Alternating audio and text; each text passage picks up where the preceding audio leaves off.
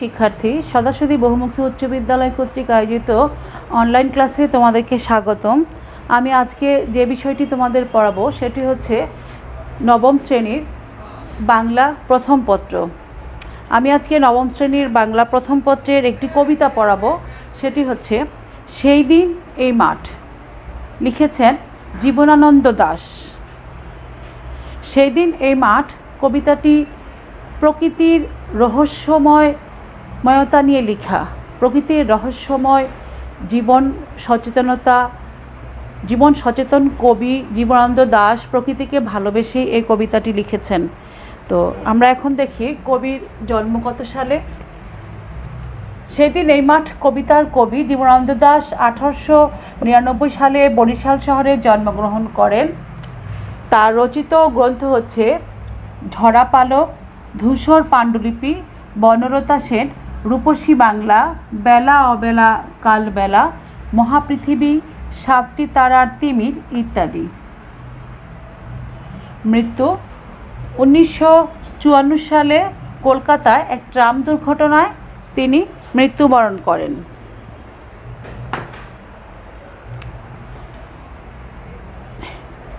জীবনানন্দ দাশের পিতার নাম হচ্ছে সত্যানন্দ দাশ এবং মাতা কুসুম কুমারী দাস।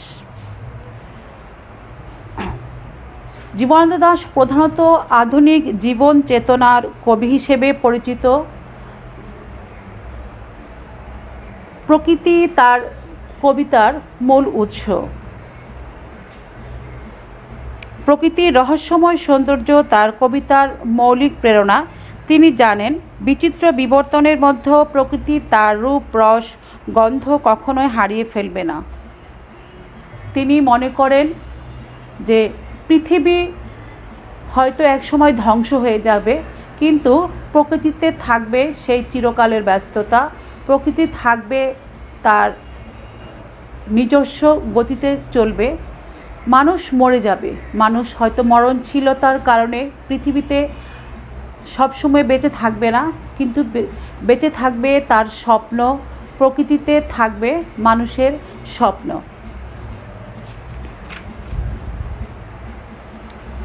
প্রকৃতির কবি জীবনানন্দ দাশ প্রকৃতিকে ভালোবেসেছেন হৃদয় দিয়ে। ফলে মানুষের যে পৃথিবী ছেড়ে চলে যাওয়ার যে বেদনাবোধ এবং আবার ফিরে আসার যে আকাঙ্ক্ষা, সেটি হচ্ছে আমাদের এই জীবনানন্দ দাশের সেই দিন এই মাঠ কবিতার মূল বিষয়বস্তু।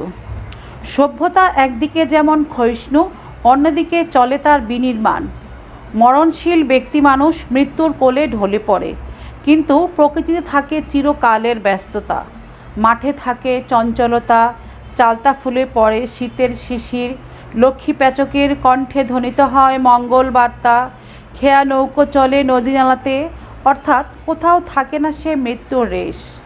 ফলে মৃত্যুতেই সব শেষ নয়। পৃথিবীর বহমানতা মানুষের সাধারণ মৃত্যুকে রহিত করতে পারে না। প্রকৃতপক্ষে মানুষের মৃত্যু আছে, কিন্তু এ জগতের সৌন্দর্যের মৃত্যু নেই। মানুষের স্বপ্নেরও মরণ নেই। তো আমরা এখন কবিতাটি দেখি। দেখো প্রিয় শিক্ষার্থী, কবিতাটি আমরা এখন পাঠ করি।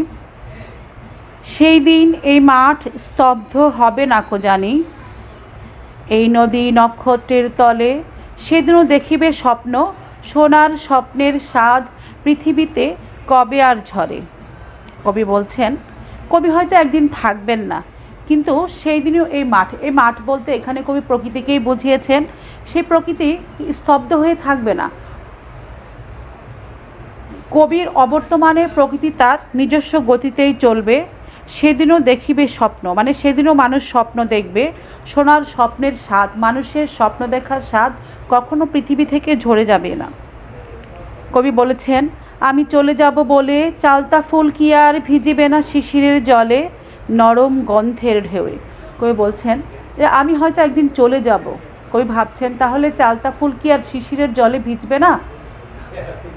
অবশ্যই ভিজবে, কারণ প্রকৃতি তার নিজস্ব নিয়মেই চলে। লক্ষ্মী পেঁচা গান গাবে নাকি তার লক্ষ্মীটির তরে, সোনার স্বপ্নের স্বাদ পৃথিবীতে কবে আর ঝরে। লক্ষ্মী পেঁচা,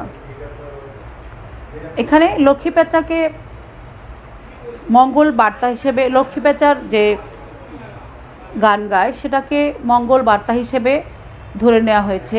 কারণ হিন্দু ধর্মের লোকেরা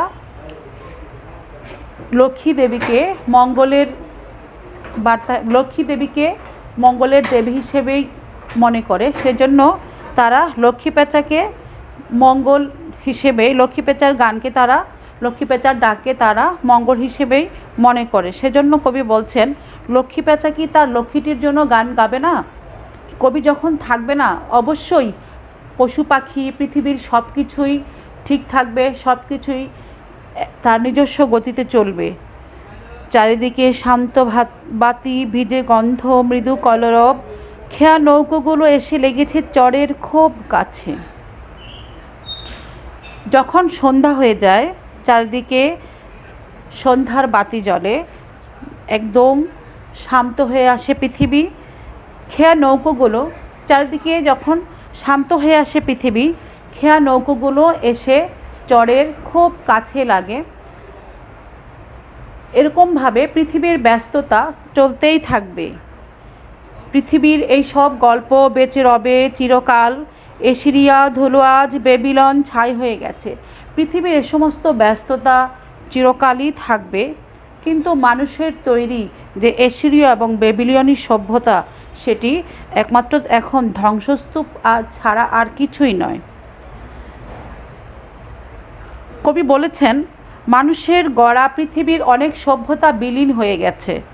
যেমন এশিরীয় ও বেবিলিয়নীয় সভ্যতার কথা ইনি বলেছেন যে মানুষের তৈরি এই সভ্যতা এখন ধ্বংসস্তূপ ছাড়া আর কিছু নয়।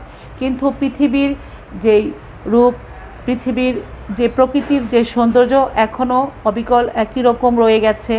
এখনও চালতা ফুল শিশিরের জলে ভেজে, লক্ষ্মী পেঁচা গান গায়, চারিদিকে খেয়া নৌকোগুলো এসে নদী নালাতে ভিড় জমায়। তো আমরা দেখতে পাচ্ছি পৃথিবী তার নিজস্ব নিয়মেই চলছে, নিজস্ব গতিতেই চলছে। কিন্তু মানুষ মরণশীল, মানুষ একসময় মরে যাবে, পৃথিবীর এই ব্যস্ততা রয়ে যাবে। তো সেই সাথে রয়ে যাবে মানুষের স্বপ্ন এবং স্বাদ। তো প্রিয় শিক্ষার্থী, আমরা এই কবিতাটুকু আজকে পড়লাম। এখানে 13টি লাইন রয়েছে। এই কবিতাটি পাঠ করে তোমরা প্রকৃতি সম্পর্কে সুন্দরভাবে একটি ধারণা নিতে পারবে। এখন দেখো, এখান থেকে প্রশ্ন আসতে পারে যে চালতা ফুল কিসের জলে ভিজেছে?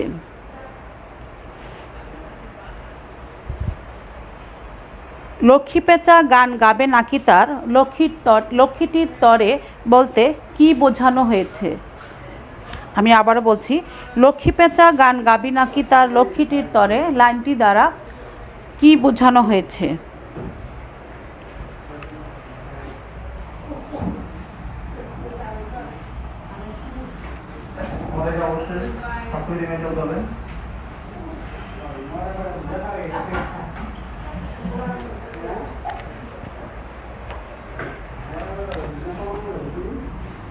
দেখো, কিছু প্রশ্ন পরীক্ষায় আসে, যেমন জীবনানন্দ দাশে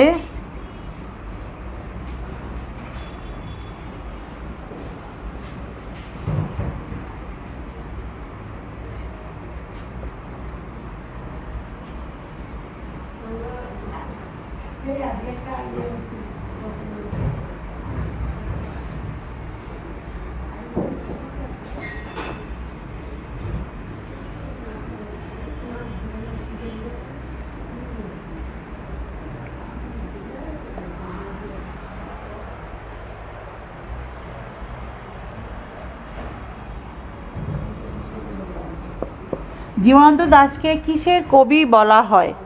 আবার দেখো আরেকটি প্রশ্ন, সোনার স্বপ্নের স্বাদ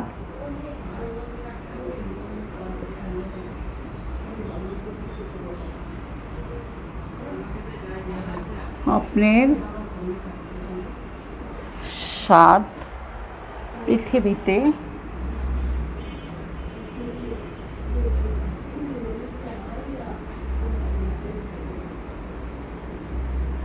কবে আর ধরে বলতে কি